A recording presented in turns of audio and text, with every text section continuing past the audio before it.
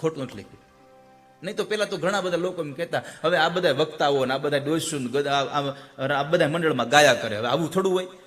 બીજી લહેરમાં સાબિત થઈ ગયું કે ના, આવું હોય જ.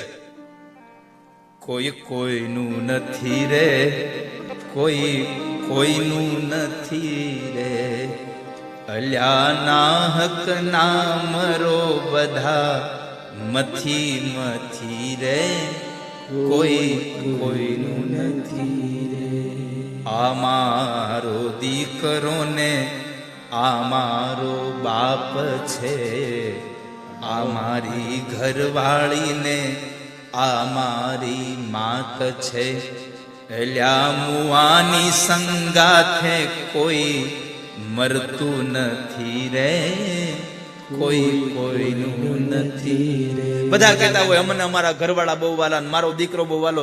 કોઈ એક પણ દાખલો મને જગતમાં બતાવો કે કોઈનું પ્રિય માણસ મરી ગયો ને એની પાછળ સળગવા તૈયાર થઈ ગયું હોય. પેલા તો રિવાજ હતો, નો બેહતા પરાણે પકડીને બેહાર દેતા. આ સતી થવાનો રિવાજ, પરાણે ધરાર સતી થવાનો.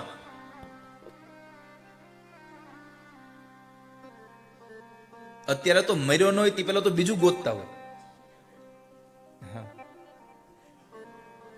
દવાખાનામાં હોય ને ડોક્ટર એમ કહેતા હોય કે હવાને વેન્ટિલેટર પર લેવા પડશે, ત્યાં બાજુ બીજું ગોતવાની તૈયારી કરી હોય. એક બેન બરાબર ઓફિસમાં નોકરી કરતા હતા અને કપાળમાં સિંદૂર તો પૂરે જ, તો અહીંયાથી લઈને અહીંયા સુધી સિંદૂર પૂરતા.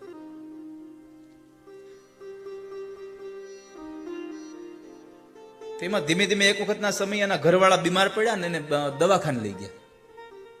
બેન બિચારા રોજના ટિફિન દઈ આવે, વળી પાછા નોકરી આવે અને બધા લોકો પ્રશ્ન કર્યા કરે, બેન કેમ છે મારા ભાઈને? સારું છે, સારું છે.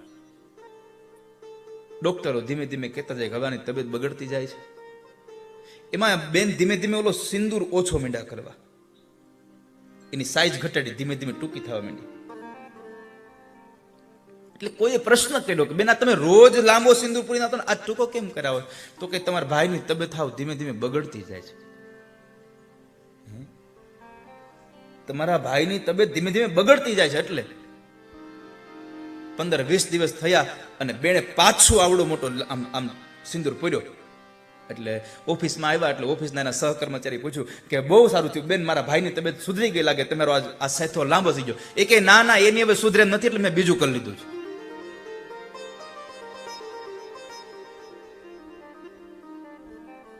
અલ્યા નાહક નામરો બધા મથી